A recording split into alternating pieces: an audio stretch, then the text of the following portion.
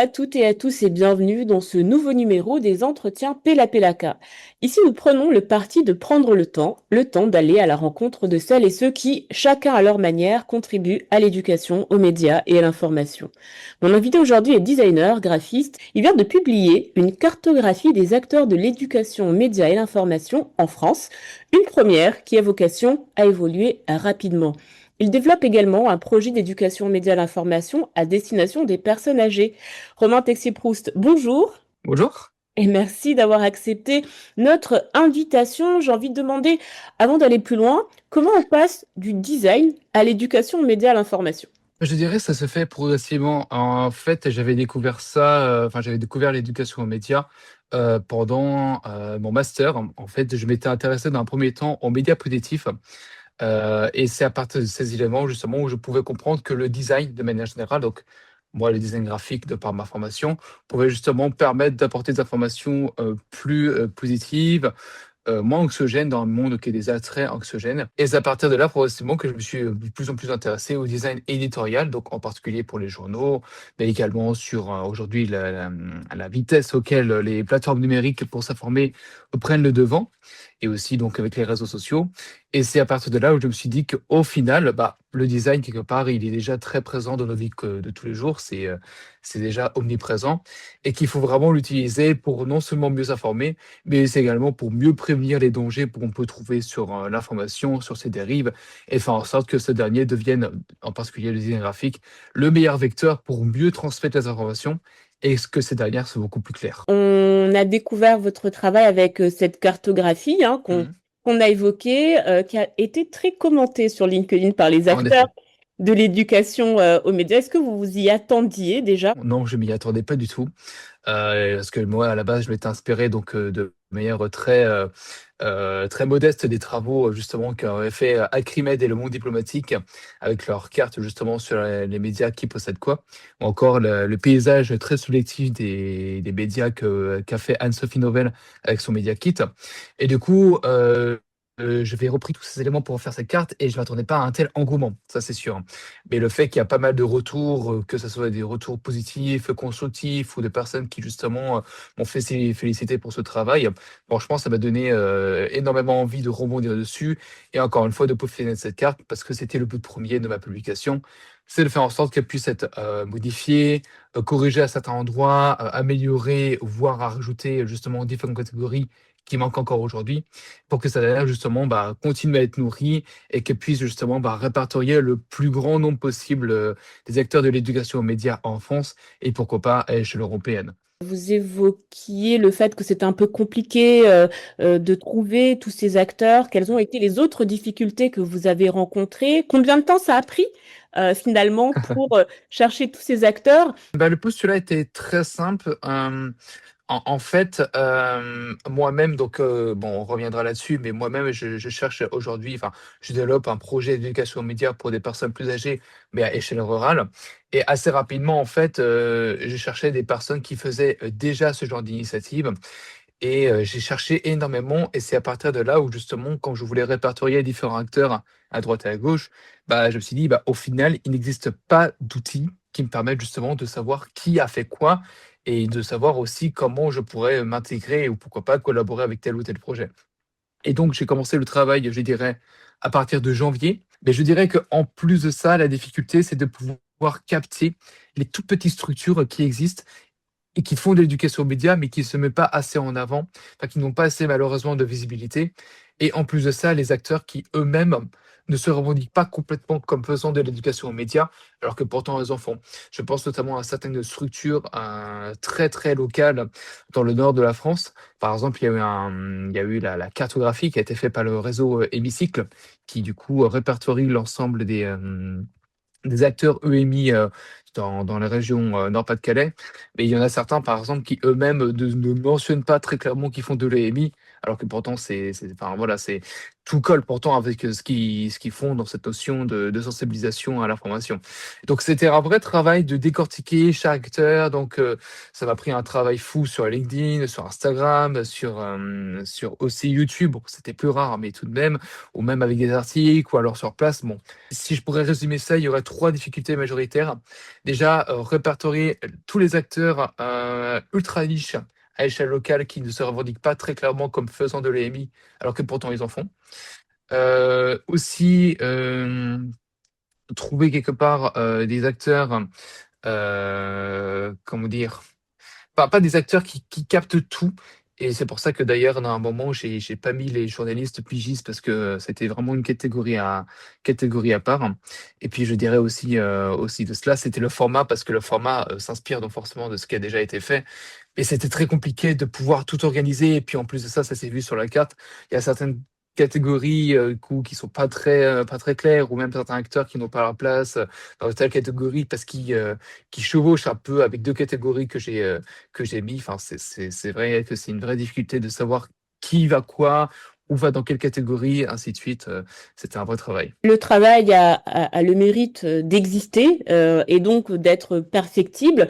Est-ce que, à la suite de cette publication, vous avez eu des échanges avec des acteurs? Parce que Mmh, l'objectif, c'était aussi de créer du lien. Est-ce que ce lien s'est bien créé? sûr. Est-ce que des acteurs sont arrivés à vous? Est-ce que ça a débloqué des choses aussi chez vous au niveau de vos propres projets pour faire de l'éducation aux médias? J'ai quand même eu pas mal de enfin, je m'attendais pas, j'ai eu énormément de messages de personnes qui justement disaient: «Ah, mais il serait pertinent que tu rajoutes telle catégorie, il serait pertinent que tu rajoutes telle personne».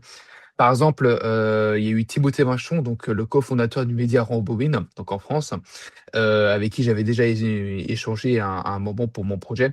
Il m'avait justement, suggéré de pourquoi pas rajouter les journalistes, indépendants qui faisaient eux-mêmes de l'EMI. Et à un moment, en fait, j'avais bien précisé sur la carte que je mettais pas ça parce que c'était beaucoup trop de personnes. Enfin, il y a beaucoup trop de pigistes aujourd'hui qui se tournent vers l'EMI parce que, enfin, voilà, ils ont la volonté, ou c'est plus intéressant pour eux aujourd'hui, dans le domaine du journalisme qui est déjà assez compliqué. Mais oui, j'ai quand même reçu pas mal de commentaires très positifs et de retours, et je dirais qu'au-delà de ça, ça me motive davantage à travailler dans ce domaine qui aujourd'hui a des contours assez, mal définis, assez compliqués aussi, un peu en phase, de définition, enfin, est assez difficile à expliquer clairement, enfin, niveau des acteurs du moins. Et je pense que ça permet aussi de pouvoir fournir un outil de travail beaucoup plus clair, notamment pour les institutions publiques. Je pense notamment aux bibliothèques, aux écoles, aux associations également, qui permettent justement derrière de savoir avec qui ils pourront potentiellement travailler dans le cadre d'une collaboration. Et derrière justement, bah, pourquoi pas en faire justement, un grand outil bien plus large où chacun est libre d'apporter sa pierre à l'édifice et de faire en sorte que ça puisse être, déclinable à l'infini, je dirais ça comme ça. Donc vous avez ce projet de faire de l'éducation aux médias à l'information avec les personnes âgées. Parlez-nous de ce projet et puis pourquoi les personnes âgées alors que vous parliez au début des jeunes justement et du Mmh. fait que votre mémoire était plutôt enfin, avait comme cadre les jeunes et leur rapport à Mmh, mmh l'information. mh. Bah, je dirais que tout est parti, du coup, du moment où j'ai fait le mémoire, et en fait, je me suis vraiment rendu compte en intervenant avec pas mal de personnes, en discutant avec elles, qu'il y avait d'autres cibles que les plus jeunes, qui étaient prioritaires et qui avaient besoin de l'AMI, et que du coup, ça devenait en beaucoup plus une priorité de se retourner vers ces personnes. Vu qu'il existe déjà pas mal de dispositifs, notamment via l'éducation nationale, pour les personnes, qui ont, à peu près mon âge, ou alors qui sont de jeunes adolescents, et cetera. Mais à côté de ça, il y a très peu d'initiatives pour les autres personnes. Aujourd'hui, je travaille dans un média local, en Normandie, qui s'appelle Cancan Café, donc c'est un et Cancan Média. Du coup, ça fait pas mal d'éducation aux médias, à échelle locale, parce que je pense que c'est aussi là où il y a la priorité, c'est à échelle rurale. Et vu que, mine de rien, il y a pas beaucoup d'initiatives aujourd'hui qui sont sur place, c'est important de pouvoir développer et pouvoir aussi capter la population locale et de faire en sorte qu'ils s'informent mieux. Et en parallèle de ça, donc je développe mon projet qui s'appelle Parenthèse. Donc c'est pour prendre une parenthèse, pour prendre le temps de construire et de décortiquer l'information, et faire en sorte que justement il y ait soit des personnes, qui sont engagées et du coup qui viennent par elles-mêmes pour travailler l'information, qui donc, accompagnent les personnes âgées sur diverses manières de s'informer, ou comment dirais-je? Diverses processus d'accompagnement pour des tâches administratives numériques. Enfin voilà, c'est un peu 2-3 éléments à droite à gauche, puis qui permettent justement de mieux s'informer et d'être mieux sensibilisés vis-à-vis de ça. Ou alors des journalistes pigistes qui sont de passage et qui du coup passent à droite à gauche et qui viennent de donner par eux-mêmes des ateliers. Après, pour être franc, c'est encore en cours de développement. C'est aussi pour ça que je suis chez Cancan Media pour, pouvoir développer tout ça et puis à partir de ça, justement, pouvoir, complètement développer tout ça et pouvoir, clairement me lancer et c'est pour ça qu'aussi, enfin, cette carte m'aidait aussi, pourquoi pas, à faire une sorte de veille et de répertorier tous les acteurs qui existaient déjà pour éventuellement envisager une collaboration ou alors m'inspirer de leurs travaux, pour moi-même faire mes différents projets. C'est vrai que quand on parle d'éducation aux médias, à l'information, on pense beaucoup aux journalistes, beaucoup moins à d'autres types d'acteurs. Comment vous vous situez? Bah, c'est une vraie question et puis il y a pas très longtemps, alors, je n'ai plus le nom du livre et cetera. Je sais que c'est le livre s'appelle, «Rééduquer aux médias, un enjeu diplomatique» ou quelque chose du genre. Donc c'est aux éditions Pug, si jamais vous pourrez, trouver le livre. Mais en gros, il est mentionné dans une partie du livre que du coup, qui a la légitimité de faire de l'éducation aux médias? Est-ce que ce sont les journalistes qui du coup ont certes leur carte d'expérience et cetera, mais qui n'ont pas du tout une casquette pédagogue? Ou est-ce que ce sont, les professeurs qui ont du coup une capacité de pédagogie, mais ils n'ont pas de parcours de journalisme? Bah, je dirais que c'est la même chose parce que nous, en tant que designer, donc on est en capacité, enfin moi j'ai déjà fait ça dans mes différentes expériences, on est capacité de pouvoir, réaliser des événements, d'animer des conférences ou des ateliers et cetera de par nos capacités de design. Mais encore une fois, nous ne sommes pas journalistes. Nous pourrons être considérés comme des sortes de médiateurs de par, nos capacités justement à rendre le complexe beaucoup plus simple et beaucoup plus accessible, mais nous n'avons pas d'expérience de journaliste. Bon, moi j'essaye du mieux que je peux d'en avoir, c'est quand même pour ça que j'ai quand même fait partie de 2 médias associatifs, dont un qui s'appelle Un bout des médias et l'autre qui s'appelle Focus le média et j'ai quand même eu pas mal d'expérience, aussi donc au Festival international de journalisme de Carleton-sur-Mer ou alors en faisant une chronique à Radio Campus sur, le traitement médiatique de l'immigration. Enfin, vous voyez, j'ai quand même essayé d'avoir la meilleure expertise possible pour être, intégré et au plus proche du terrain, de journaliste, mais je n'ai pas fait de formation de journaliste, donc voilà, je pourrais pas avoir l'expertise d'un vrai journaliste et c'est pour ça que je pense qu'il est quand même important de faire une collaboration avec des pigistes, avec des journalistes pigistes ou spécialisés dans les hobbies, donc qui ont fait des formations là-dedans, pour justement travailler avec eux et pouvoir justement collaborer. Et donc la forme de mes ateliers, ben, dans un premier temps, j'avais envisagé, voyez-vous, une revue de presse. Donc l'idée, c'est de pouvoir justement faire en sorte que les propres citoyens par eux-mêmes, aillent sur le terrain, recueillent des informations à échelle locale et construisent l'information par eux-mêmes à travers une revue de presse. Donc il ferait un fanzine. Mais j'essaie de réfléchir à d'autres formats parce que j'aimerais quelque chose, où, comment dire? Qui puisse être non seulement facilement déclinable, mais qui soit aussi sur la manière d'un jeu et le fait de faire quelque chose comme ça, un peu à la manière d'un fanzine et cetera, j'avais un peu l'impression que c'était comme si j'ai créé moi-même ma pseudo boîte de presse, donc et ça manquait un peu d'un aspect ludique, donc j'avoue que c'est encore en cours de réflexion. Peut-être que l'aspect revue de presse se fera, je suis encore, en train d'y réfléchir, mais j'avoue qu'un aspect un peu plus ludique, un peu comme ce qu'a fait Martin Pierre, donc qui est journaliste, émis lui-même, avec les 30 teasers à la rédac.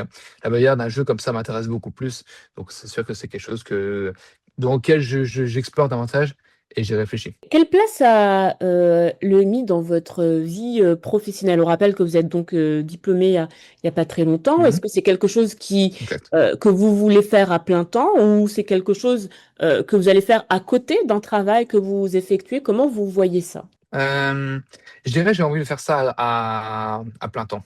Je pense qu'aujourd'hui, malheureusement, c'est une vraie priorité de vouloir sensibiliser aux médias pour tous les publics.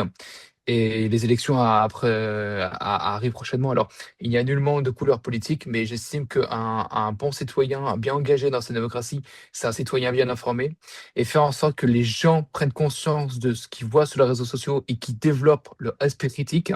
C'est ça le plus important aujourd'hui, c'est surtout développer son esprit critique. C'est essentiel. C'est quelqu'un qui va bien s'informer sur les réseaux sociaux, sur les plateformes qu'il va voir, qui va construire l'information, qui va se forger les propres convictions et donc pour ça, j'ai vraiment envie de me mettre à temps plein, sur ce projet qui, à mon sens, est une priorité absolue. C'est quoi la suite pour les prochaines semaines, les prochains mois? Comment se présente votre agenda? Bah, là, donc je suis actuellement dans un service civique donc auprès de Cancan Média, donc je vais y rester jusqu'à, je dirais, à peu près janvier. D'ici là donc je vais aussi développer je vais déjà forcément finir la carte.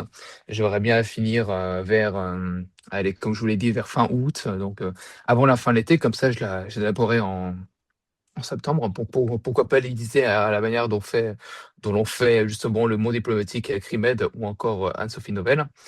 J'aimerais également donc pouvoir développer mon propre projet parenthèse avant la fin de l'année et donc pourquoi pas créer une association. Et puis, il y a quelque chose donc il y a pas trop longtemps, il y a quelque chose qui m'intéresse, pardon. Il y a pas trop longtemps, donc j'ai fini mes études de design en effet, mais on m'a vraiment fait comprendre que si je voulais travailler dans le journalisme, il fallait que je fasse des études de journalisme.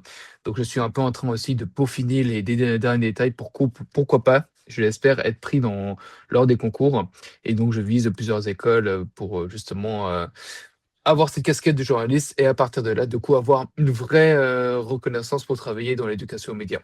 Mais ça viendra, je pense, d'un second temps, étant donné que les concours sont ouverts en janvier. À part ça, je dirais que je vais continuer à écrire 2-3 articles. Enfin, j'écris, pour Cancan, mais aussi j'écris, de manière assez diverse et puis j'ai peut-être 2-3 projets de VMI aussi que j'ai en tête. Mais voilà, ça reste encore, des projets qui sont un peu en cours de définition. Pour l'instant, la priorité, c'est, je dirais, ma carte, parenthèse et enfin les concours. Et on Voilà. suivra ça avec beaucoup d'attention. Merci beaucoup, Romain Texier-Proust, d'avoir répondu à nos questions. Merci à vous. On se dit à très vite. On attend cette carte avec beaucoup d'impatience. Et puis, en attendant, nous, on se retrouve très bientôt avec un nouvel invité ou une nouvelle invitée pour un nouveau numéro des entretiens Pella Pelaka. D'ici là, que la force de l'esprit critique soit avec vous.